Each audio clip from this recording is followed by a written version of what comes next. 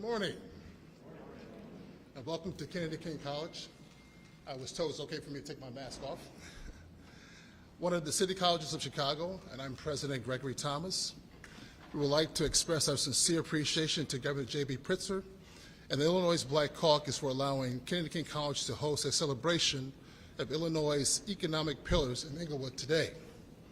We're also honored to have with us Mayor Lori Lightfoot, a tireless champion of equity on all fronts, to include healthcare, employment, education, and for the greater investments in our South and West Side communities. In addition, we want to thank our very own City Colleges of Chicago Chancellor Juan Salgado for his transformative leadership in helping to ensure the City Colleges of Chicago is recognized as the city's most accessible and higher education engine of socioeconomic mobility and racial equity, empowering Chicagoans to take part in building a stronger and more just city. As a predominantly black student-serving institution, Kennedy King College is engaged in being an equity partner and has worked diligently over the past year to publish our first equity plan. We are focused on removing financial barriers expressed by non-traditional students, first-generation students, Black and Latinx students through our new Statement Scholarship. We're also providing support to unemployed and underemployed African Americans residents through funding from the Illinois Workforce Equity Grant Initiative. And we are working to increase equity and diversity in technology industries and also the arts and others. Our community members will directly benefit from provisions in these landmark laws that remove barriers to employment, create access to housing, and promote wealth building. Today is a milestone in combating systematic racism and expanding equity and opportunities in our state. With that said, I am proud to introduce our Governor, J.B. Pritzker.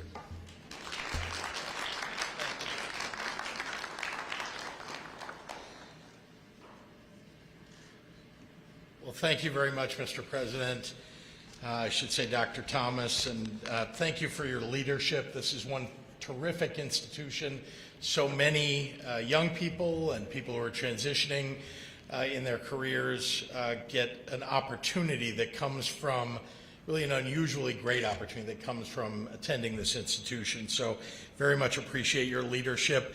To Alderman Jeanette Taylor, thank you for welcoming us to your ward.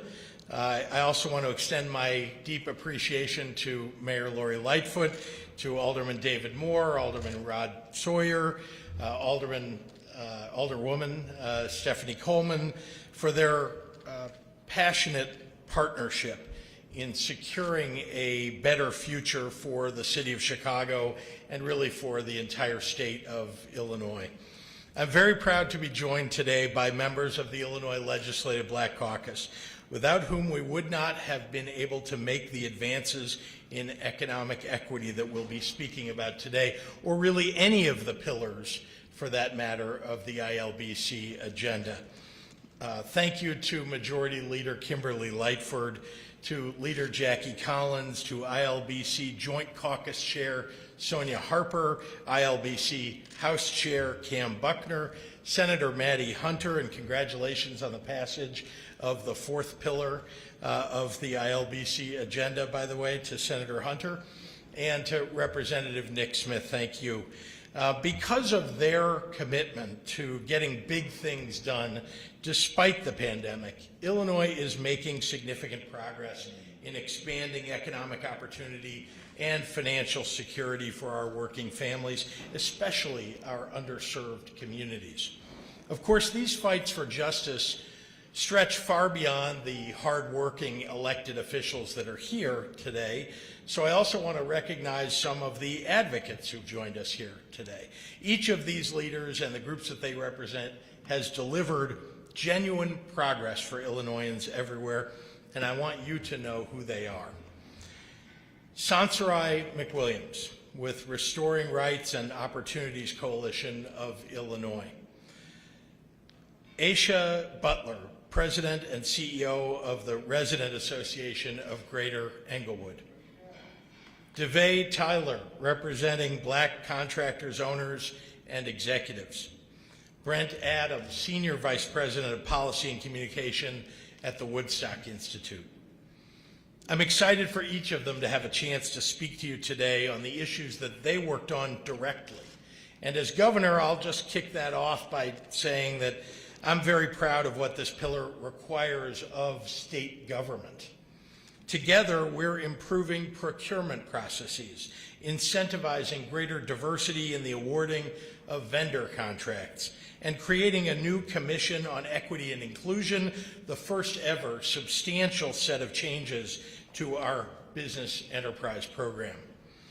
Together with the fact that I have appointed the most diverse governor's office in Illinois history, we have the opportunity to make fundamentally positive change that will benefit many who have been left out and left behind for far too long. But we can always do more, and I speak for all of us standing here when I say we look forward to helping these initiatives further in an Illinois state government that looks like and lifts up all of its people. That's a mission that was important long before the COVID-19 pandemic, but as the disparities revealed by these crises of the last year have demonstrated, it's imperative that our post-pandemic landscape, our post-pandemic rebuilding, be about far more than just restoring our former economic landscape. We've got to act with an eye toward the communities that have been cut out and cut off for generation after generation. We've got to build an Illinois where opportunity is truly there for anyone to seize. This pillar of the ILBC agenda represents a seminal advancement in that effort, and nowhere is that more clear than in the Predatory Loan Prevention Act, which groups like the Woodstock Institute, Heartland Alliance, Illinois PIRG, the Catholic Conference of Illinois, and countless others have been advocating for years. I've made it a priority to protect our working families throughout the COVID-19 pandemic, instituting a ban on evictions, delivering the nation's largest rental and mortgage assistance program, and extending relief to private student loan borrowers. But I'm just as proud to partner with the General Assembly to establish a more just economy for all Illinoisans, and that's what this pillar achieves. So today, we celebrate, and tomorrow, we all get back to work. Thank you, and with that, I'd like to turn it over to a real champion for the city of Chicago, Mayor Lori Lightfoot. Mayor?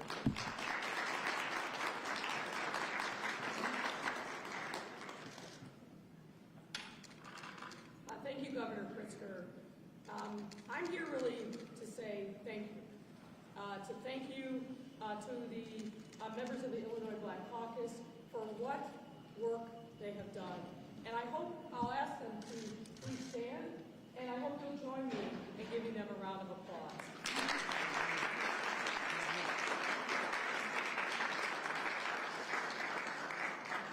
I am truly honored to be here, along with Governor Pritzker, as well as so many members of the Illinois Black Caucus, as well as my colleagues on the City Council, other elected officials and business leaders, and of course, our community champions who have made this momentous day possible. Today is truly an historic day about equity in our state. From the day one of my administration, we have made equity and inclusion our North Stars. We have been focused and determined to right historic wrongs that have denied Black and brown people our full rights of citizenship and held us back from reaching our God-given potential. With the signing of this pillar of the Black Caucus agenda, some of those barriers will now start to fall. As I've said time and again, the only way we can fully, sustainably recover from this pandemic is by leading with our values of equity and inclusion. That means we must make every effort to uplift our Black and brown residents and pave the way for their success after this pandemic is over. With this equity-centered legislation, we will make significant progress on this goal by expanding economic access and opportunity across Illinois, pillars that are key to everyone's ability to obtain upward mobility. Taken together, this legislation will prevent employers from discriminating against people with criminal records, expand access to state contracts for minority-owned businesses, women, and individuals with disabilities, reduce interest payment on payday loans, so critically important because in too many of our communities there are not banks, there are not credit unions, and our hard-working people are at the mercy of payday loans and currency exchanges, something, ladies and gentlemen, that we must stop in its tracks.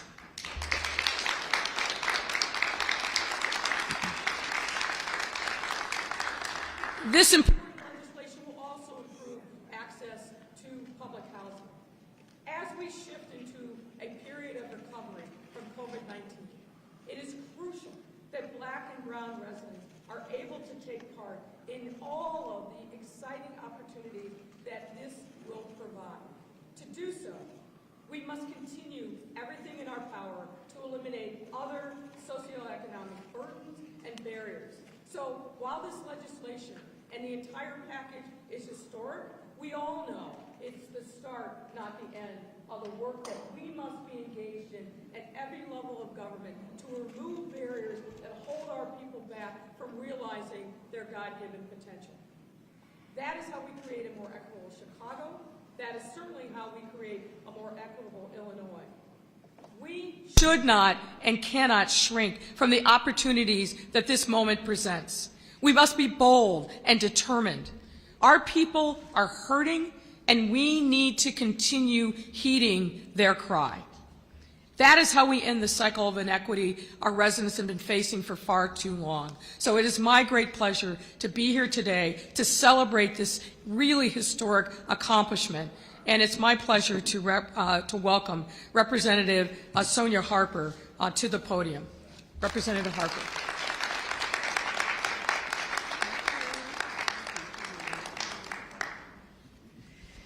Thank you so much, Mayor Lightfoot. The Illinois Legislative Black Caucus is proud to stand here today, along with Governor Pritzker, along with Mayor Lightfoot, along with our colleagues on all levels of government and our community advocates, to celebrate the signing of our third pillar as part of our agenda to stop systemic racism in Illinois. This pillar was so expansive that it had to be broken down into 4 separate bills worked on diligently by members of the Economic Access, Opportunity, and Equity Committee in the Legislative Black Caucus, along with our co-chairs, Senator Chris Belt and myself. When you think about the economic needs of communities like Inglewood, the one where we are today, they are so similar to many other communities in this city and across the state. Driving here today, you saw evidence of our need for drastic infrastructure redevelopment, the lack of quality housing, the need for more businesses and services. The set of provisions just signed into law this week are a very important step in reversing the detrimental setbacks that many of our communities have experienced for far too long. Governor Pritzker has signed this law that will help even the playing fields for so many families. And while we do have so much more work to do, these laws are truly an achievement and a definite leap forward in the right direction for providing economic equity for all of our communities across the state.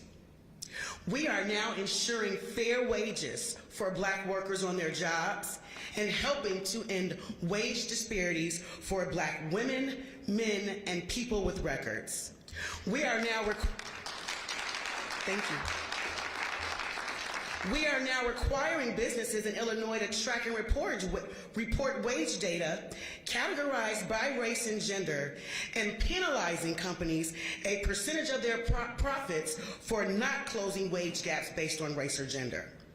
It is now considered a civil rights violation to refuse to hire someone based on a criminal conviction if that conviction has nothing to do with the type of job being sought.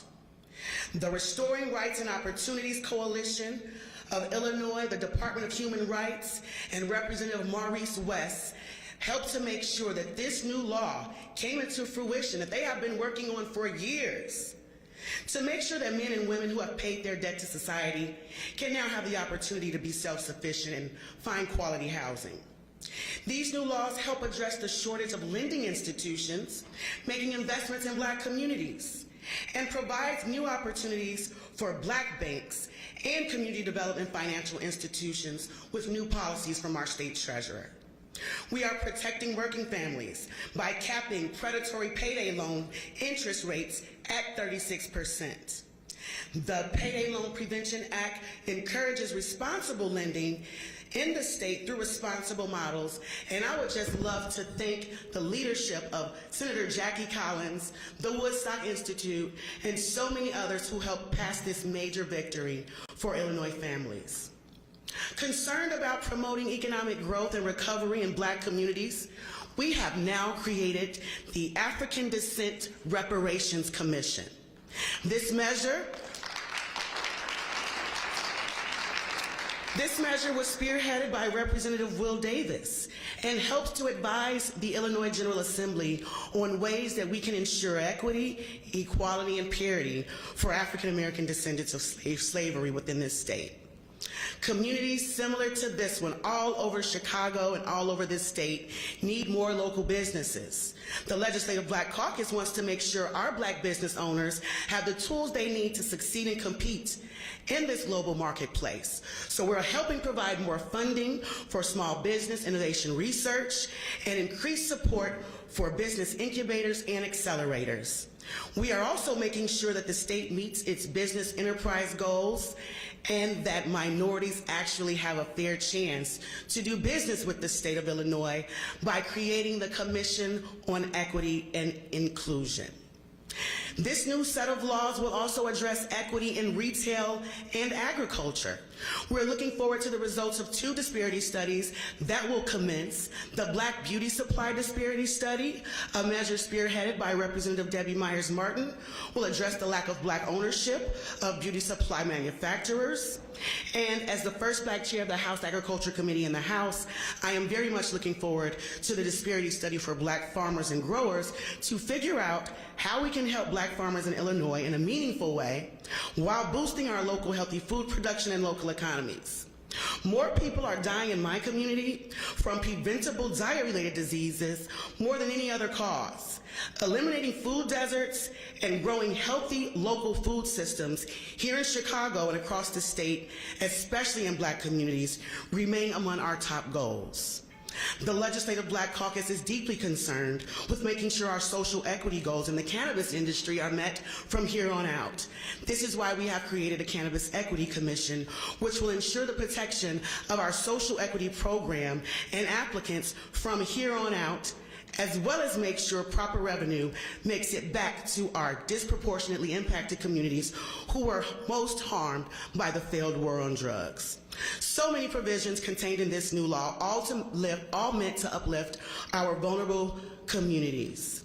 When it comes to many of the challenging and sometimes seemingly hopeless issues that we have in our Black communities, most can be traced back to an economic-related cause. When we solve these economic root causes, we will see less violence. We will see less hopelessness and despair in our communities. When these economic root causes that keep us bound and cemented in place by old policies and ways of doing business that are rooted in systemic racism, we have to break those chains. And that's exactly what we're doing here today. Breaking the chains of economic bondage, which keep our communities, businesses, individuals, and families from getting the same fair shot in life that everyone else gets. I would like to thank the host of advocates, constituents, staff, who have helped us get to this moment and who will continue to work with us as we have much more work to do. Let us continue to grow together for our communities in the name of economic access, opportunity, and equity. Thank you, and next up, we will have Leader Kim Lightfoot, whose leadership and vision helped to get us to where we are today. Thank you.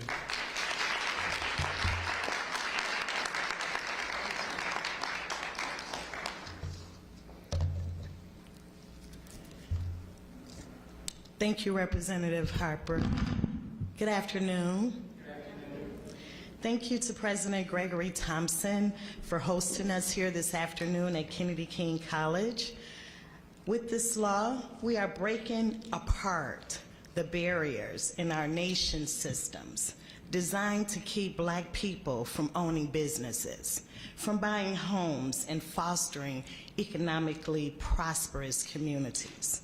This package of legislation is a critical step towards leveling the playing field and empowering Black Illinoisans to rise to their full potential as entrepreneurs, homeowners, company executives, and much, much more. This is a victory, and a very important one.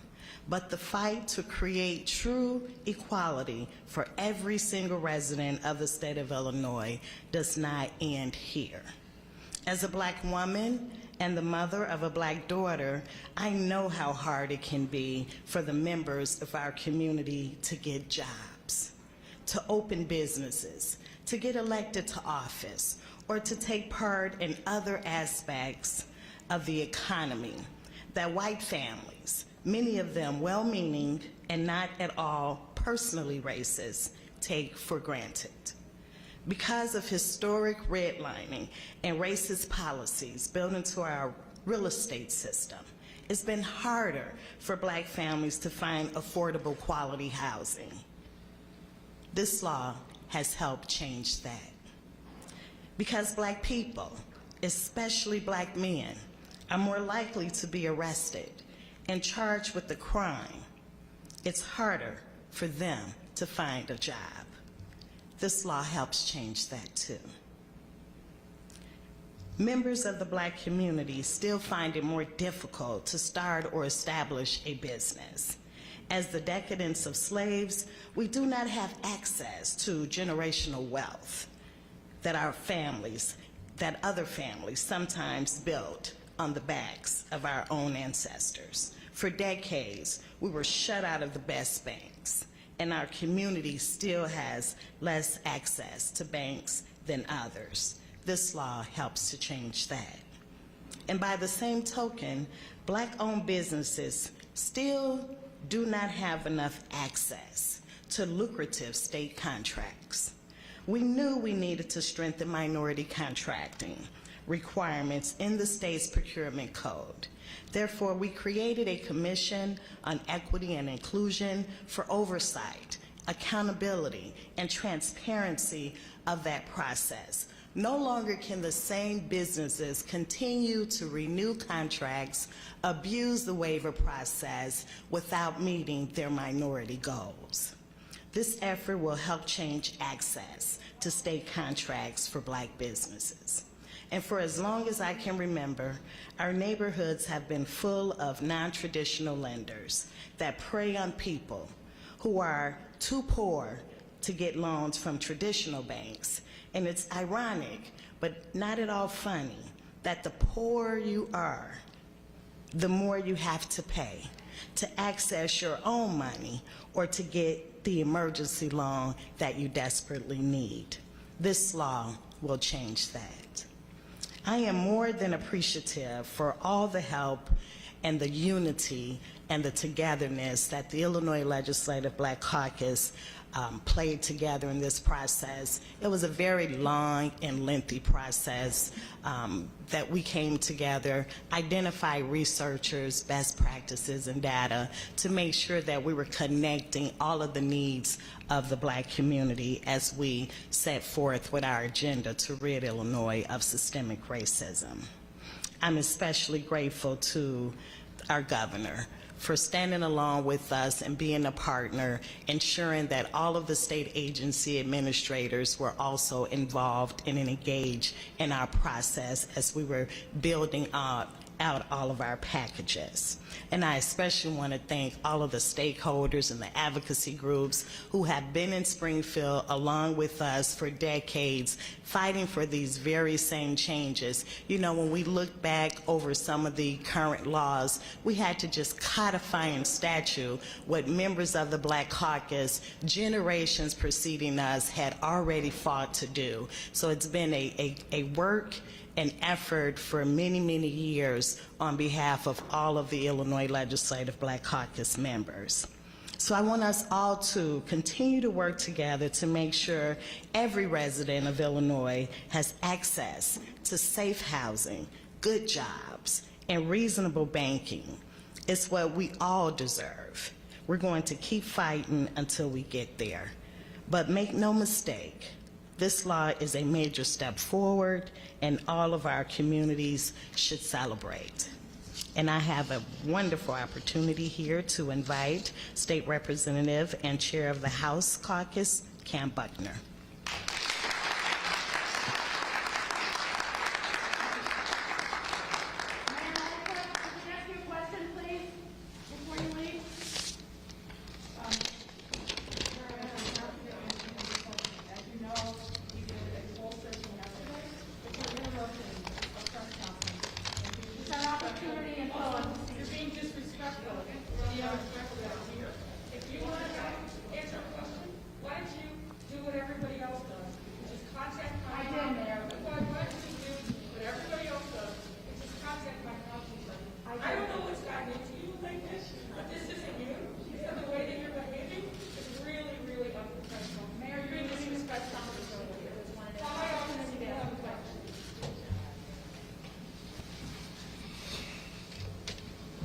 Good afternoon. I apologize, but that was the opportunity to ask for a question, sir. I want to start off by thanking Governor Pritzker, Mayor Lightfoot, and my brothers and sisters in the Illinois Legislative Black Caucus, our first cousins in the Chicago City Council Black Caucus, and all of those who fought with us in this battle. It's an extreme honor and pleasure to be here today, and even more so because of the reason that we are here. The signing of the Black Caucus Economic Opportunity and Equity Pillar is huge. I'm incredibly proud of the work that the Black Caucus has done in spearheading these critical measures into law to help lift up Illinoisans who have been left behind for generations. Not just here in Inglewood, or in Roseland, or in Austin, but in Peoria, in East St. Louis, and Cahokia, and Carbondale, and throughout the entire state of Illinois. The push for equitable solutions for the economic problems faced by African Americans and disadvantaged Illinoisans begins here, but as everyone has already said, it does not and will not end here. I can make you this promise. The work to create a better future for Illinois families will continue as we work to ensure that the promise of economic access, equity, and opportunity is met for all families. It is a top priority of the Black Caucus and our colleagues in the legislature. We applaud the Pritzker administration for standing hand in hand with us in this fight. We stand here at an institution that is named after two giants, John Fitzgerald Kennedy and Martin Luther King Jr., two men who understood the power of economics. President Kennedy ushered the country into a new decade, aggressively pursuing an anti-poverty platform, a new frontier, as he called it, that included aid to the most economically distressed communities. Dr. King spent his last days waging a poor people's campaign, an engagement motivated by a desire for economic justice, the idea that all people should have what they need to live. We've continued that fight and that work through this pillar, and we are committed to do all that we can to turn our momentum into actionable change. We are absolutely on the right path. Once again, thank you to Governor Pritzker and all of my colleagues in the Black Caucus and all of those in the General Assembly who supported us in these efforts. It is now my distinct opportunity and pleasure to introduce my friend, leader, Senator Jackie Collins.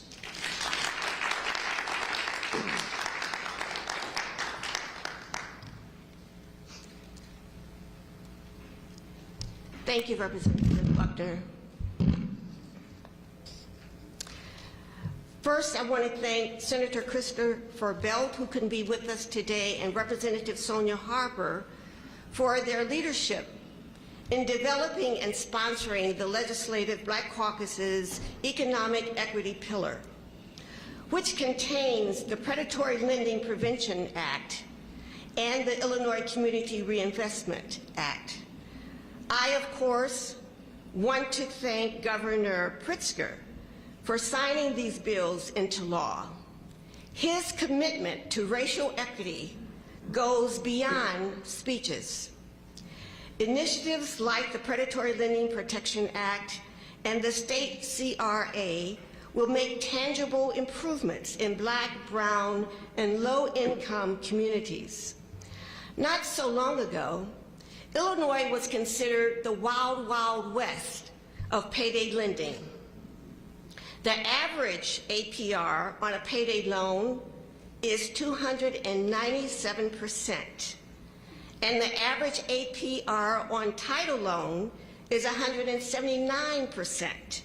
But today we close that door on triple-digit interest rates on payday loans, auto title loans, small consumer loans, and auto purchase loans by capping all these loans at 36%.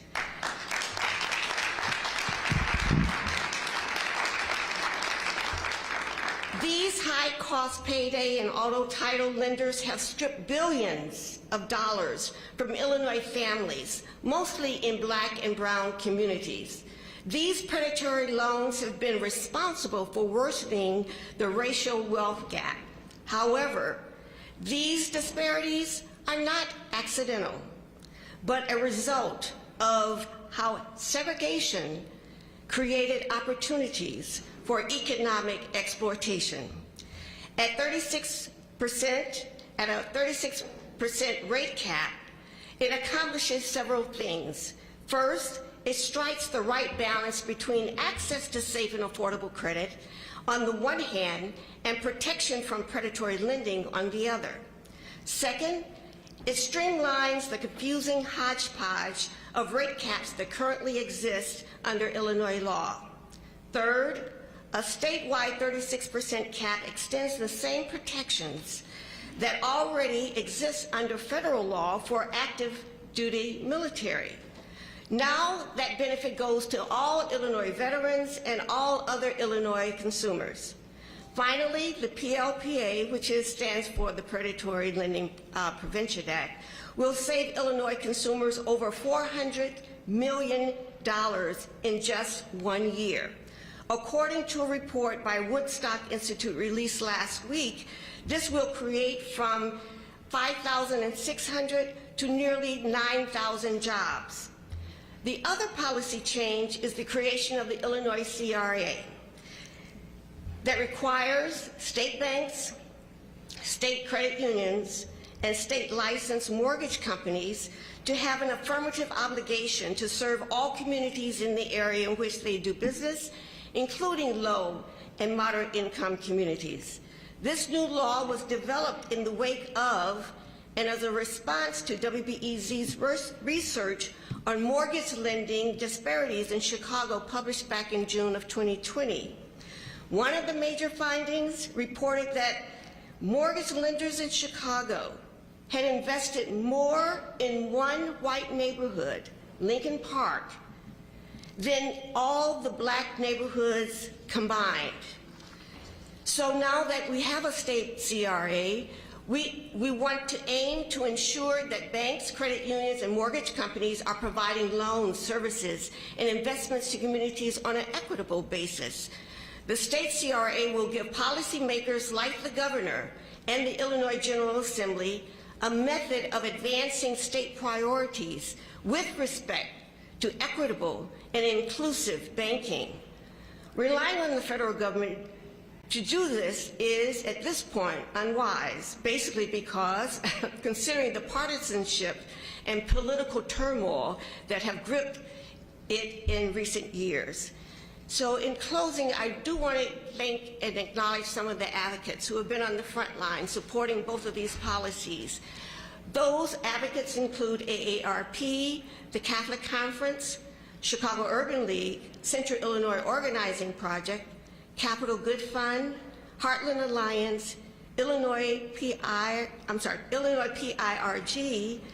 New America, Citizen Action Illinois, Woodstock Institute, Housing Action Illinois, Latino Policy Forum, and Small Business Majority. Let's be clear. Racism can only end if we contend with the policies and institutional barriers that perpetuate and preserve the inequality. It requires systems of transparency, vigilance, fairness, and accountability. Today, with the signing of these bills, Illinois becomes a leader, not only in consumer protection, but a leader in social justice, racial justice, and economic justice. With that, I would like to bring to the podium, introduce Representative Dick Smith.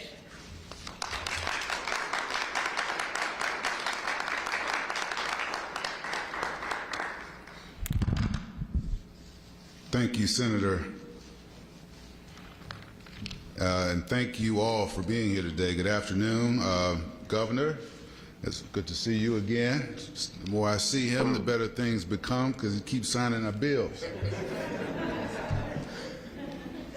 Chairwoman Harper, Chairman Buckner, fellow members of the Black Caucus, and I like that first cousin remark, our partners in the City Council, Alderman Moore, Alderwoman Jeanette Taylor, thank you for joining us today, and also Mr. President and Chancellor Salgado for hosting us again. We keep having events at city colleges. I don't think that can hurt anything either.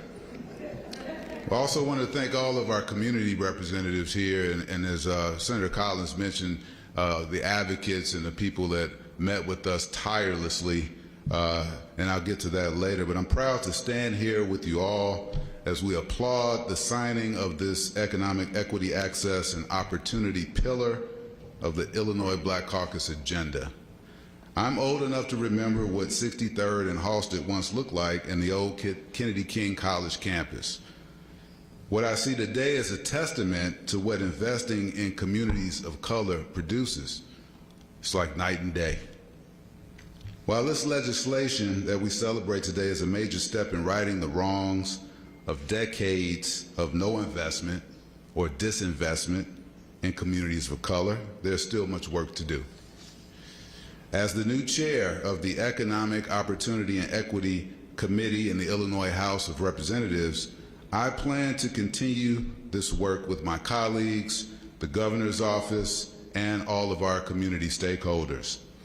The legislation we celebrate today is the result of countless hours of meetings, hearings, and negotiations, and I thank once again our Joint Chair Harper and Senator Belt for all of their hard work as co-chairs of this pillar. I was a member of this working group, and as chair of this Economic and Equity Committee, I will continue the work we started. Thank you, Governor, again for signing this legislation into law and your partnership in fighting the long-standing inequities that exist in Illinois.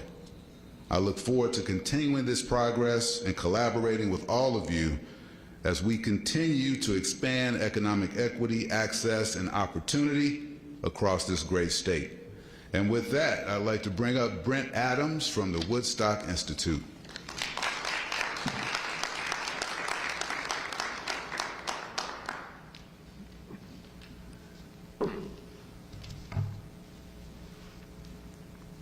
Good afternoon.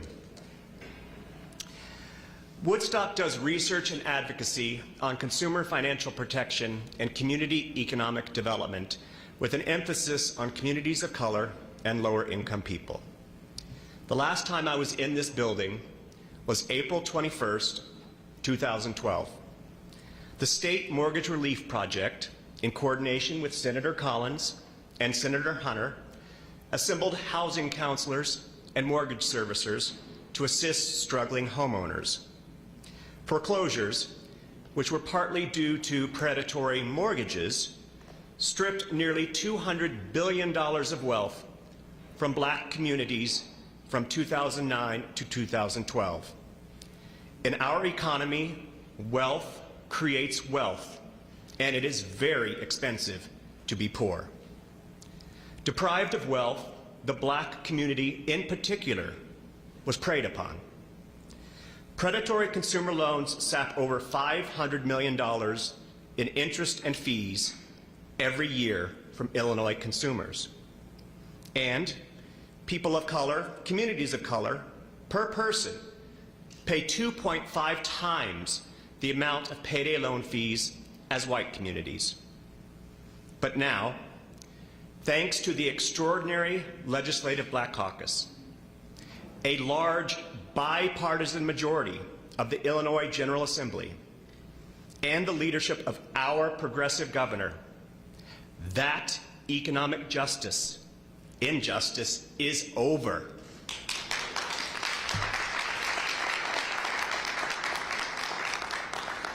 Beginning Wednesday, over 1,000 consumers per day save over $1.3 million per day. The money saved will create somewhere between 5,500 and 8,800 new jobs. Where do people turn without predatory loans? There are lots of options. We have outlined them here in this new resource guide. Many of these options, like rental assistance and tax credits, do not require more debt. The resource guide is available on our website at www.woodstockinst.org. What began as a bold strategy to combat structural racism is now the new gold standard for combating predatory lending in the nation. In addition to the Legislative Black Caucus as a whole, enormous credit goes to Leader Jackie Collins, Representative Sonia Harper, and Senator Chris Belt. And I want to thank Keisha Warren, who has bravely shared her story about her 197% APR title loan to help others avoid a similar trap. Keisha, would you stand and let us give you a round of applause?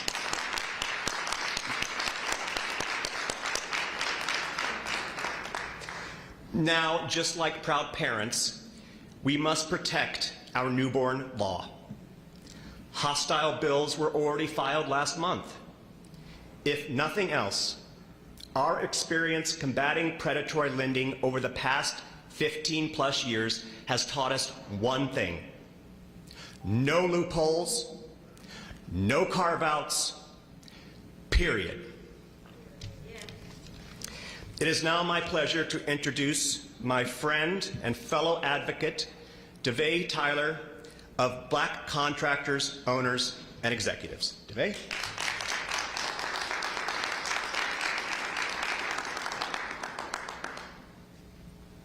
Thank you, Brent. Stable housing, stable neighborhoods, stable financial institutions, stable businesses, fair and equitable treatment in lending, fair and equitable pay and treatment in jobs, accountability in state government to uphold and enforce these initiatives, including accountability in state government spending, fair and equitable treatment for businesses and markets where we spend as a Black community, giving us the opportunity to participate, to create businesses, and finally to be benefactors and create wealth and opportunities for this current and future generations. We applaud the Illinois Legislative Black Caucus for what has been put in place for our communities and their constituents. This is not just needed for the African American communities in the state of Illinois, but also needed for the state of Illinois as a whole. When you strengthen local communities and include the excluded, you strengthen the aggregate community that is the state of Illinois. I was fortunate enough to work with the Illinois Legislative Black Caucus to assist them bring Senate Bill 1608 to fruition. Equity, access to capital, access to opportunity for our businesses, access to jobs, fair pay, fair treatment, restoring our neighborhoods, creating the Commission on Equity and Inclusion to oversee state contracting, as well as state diversity and inclusion initiatives. I want to thank personally, on behalf of myself and Black Contractors, Owners, and Executives, the Illinois Legislative Black Caucus for championing these 4 pillars, these 4 bills, including Senate Bill 1608. Thank you, Illinois State Senate. Thank you to the State of Illinois House of Representatives. Thank you, Governor Pritzker, for signing these bills into law. Now the work begins. And now it's my pleasure to introduce and bring up Sincere McWilliams.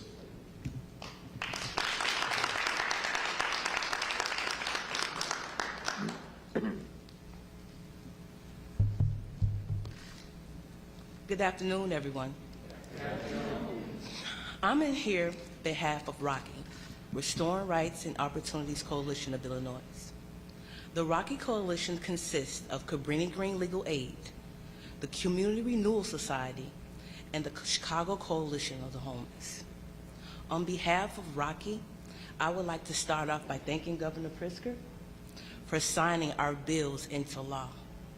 I would also like to thank the Black Caucus for supporting our bills and adding them to your 4 pillars. Rocky would also like to thank Representatives Harper, West, Ramirez, Flowers, along with Senators Belt, Aquino, Collins, and everyone that voted for these measures. As I walk up here and give thanks, I hear my colleague and avid leader, Josephine Horace Grant, saying, "Everyone deserves a place to lay their head at night without the shame of their past following them." Formerly incarcerated individuals like myself deserve the opportunity to establish financial stability and not be discriminated against because of our criminal records. The signing and implementation of SB 1980, the Public Housing Access Bill, and SB 1480, Employee Background Fairness Act, are much needed steps in combating recidivism and homelessness. SB 1980 lifts the public housing ban on formerly incarcerated mothers, fathers, and children and reunites families back into public housing. In conjunction, SB 1480 provides formerly incarcerated individuals a fair chance to acquire employment that is unrelated to their criminal history. Both bills are important in creating environments conducive to supporting diversity, equity, and inclusion, while at the same time aid in healing and rebuilding low-income communities. Our fight for fairness and to eradicate racism is on the horizon. Please, my fellow brothers, sisters, and allies, don't give up the fight for equality.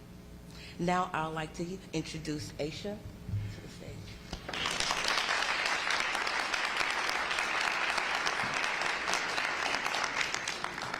Good afternoon, everyone. I'm a little taken aback because I remember the Black Caucus coming to Inglewood a few months ago and talking about the work that they were doing. And I told them, being a resident in this community, having an organization in this community with a name like RAGE, that I will hold them accountable. Today is a celebration. It's a celebration of healing.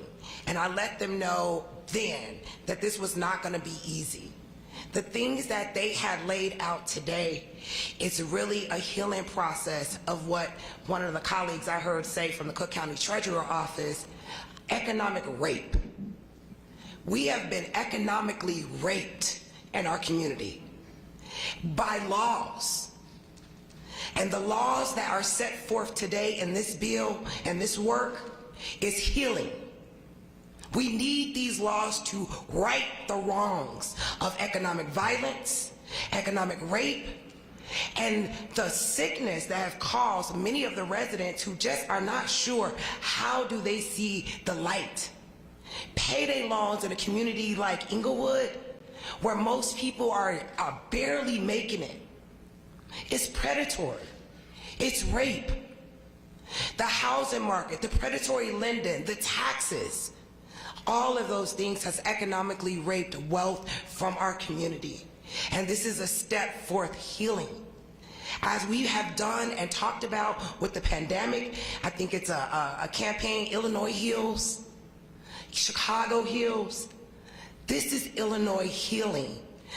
Injustice that has happened for decades, that many people don't want to admit, And it's hard to think about that your ancestors was a part of this economic rape, that they were victims of this economic rape. But we are reconciling and we are healing. And I appreciate the Black Caucus. I appreciate my friend and fellow RAGE member, Representative Sonya Harper, for doing this work, and everyone for doing this work, and especially our governor for really looking at these laws and these bills and really making it concrete. We can go back to our community and say, you know what? They're not just talking. This is not just a campaign. This is real.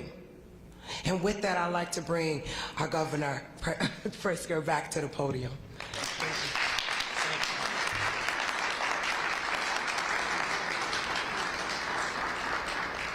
Thank you very much. I'm happy to take questions from members of the media. I know people think I'm being rude today. You're not, yeah, it's okay. But, Well, I don't know what your question is. Sorry. It's okay. Could we ask you, and I know I appreciate the cause here today, and we'll definitely, this will be a part of our story, I don't need to jump to other issues.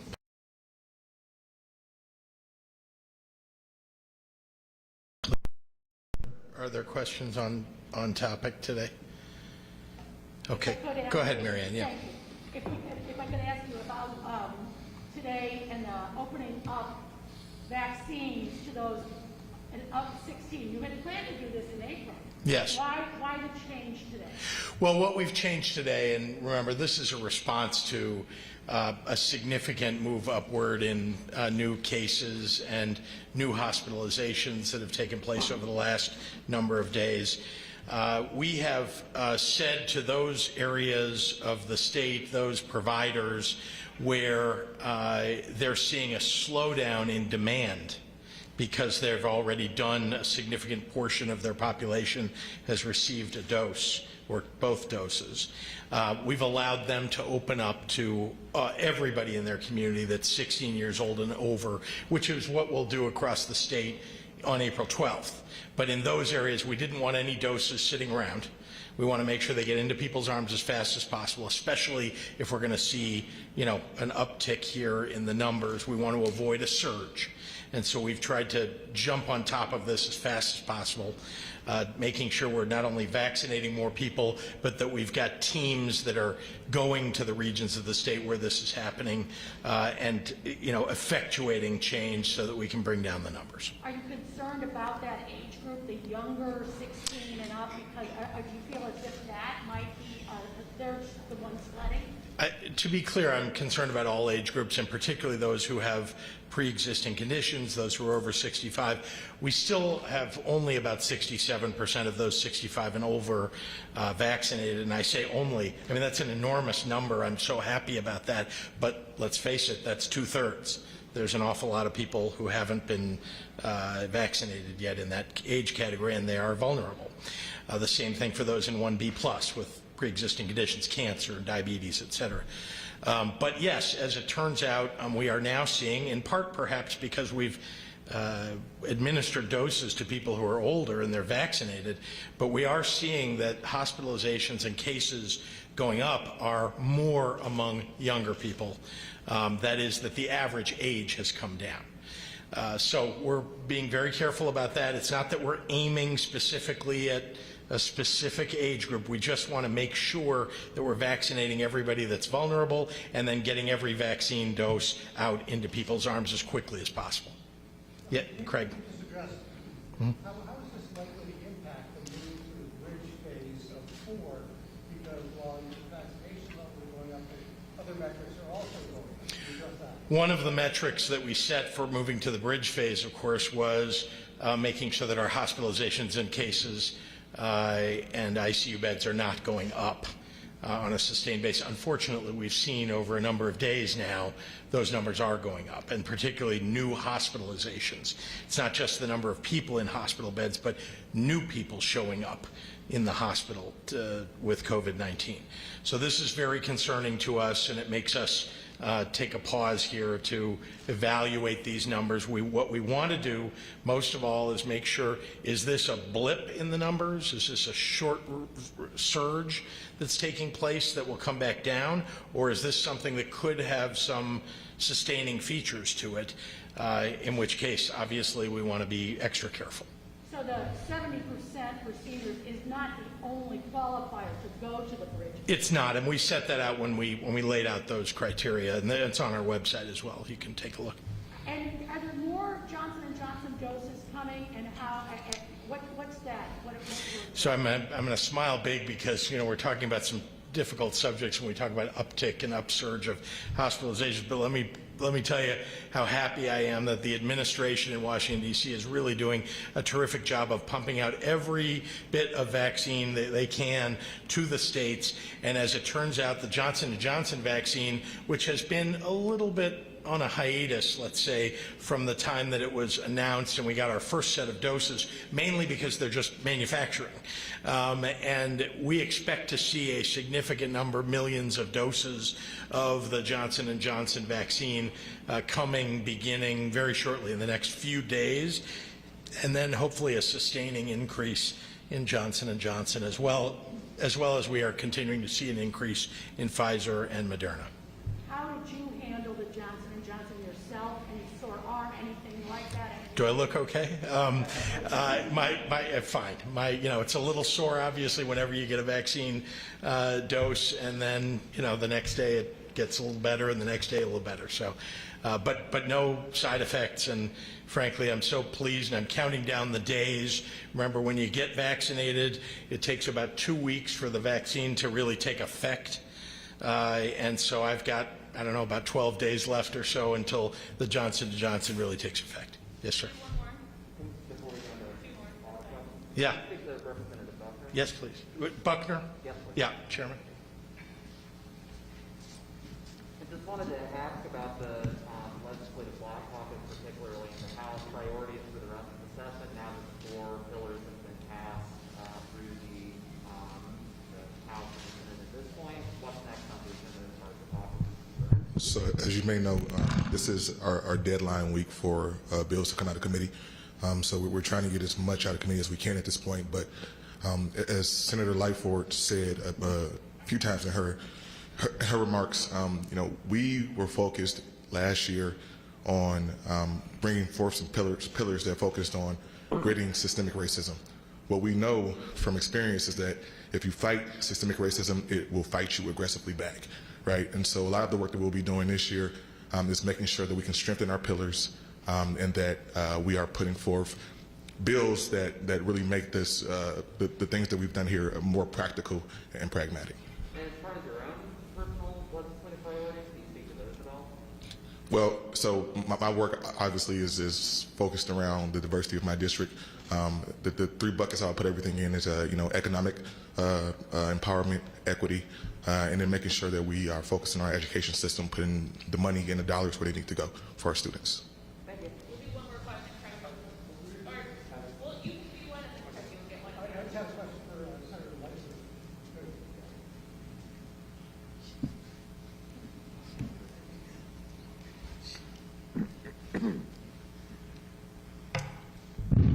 You've obviously seen a lot going on this week with Colorado Hospital.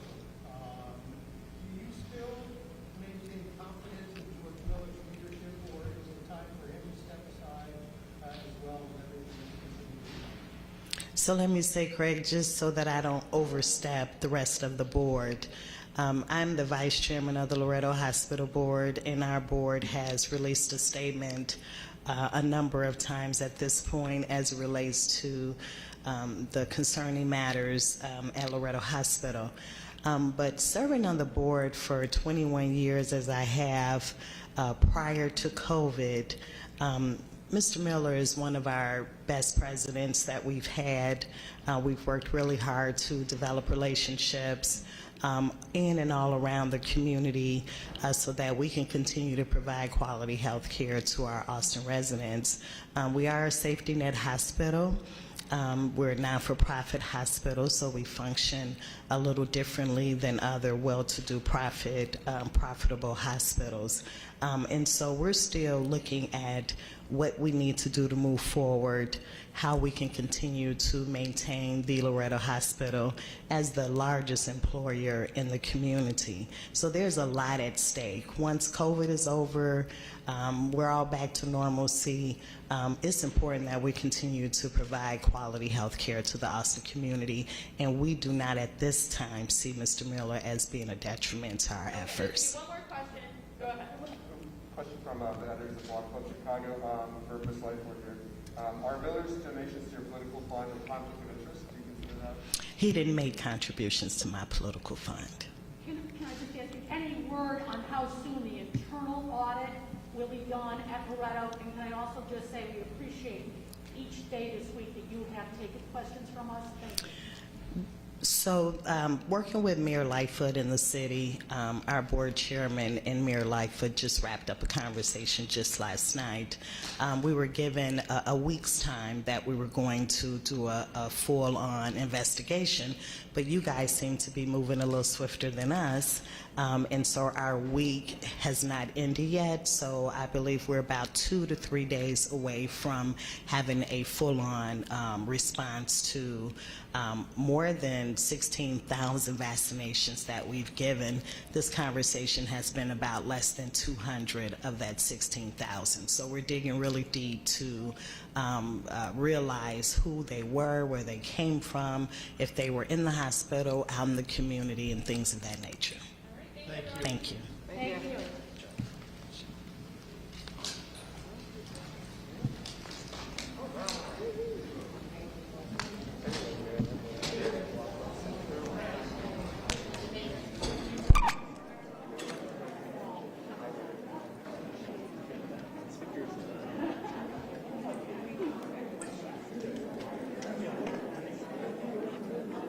Did you respond? Not to the message.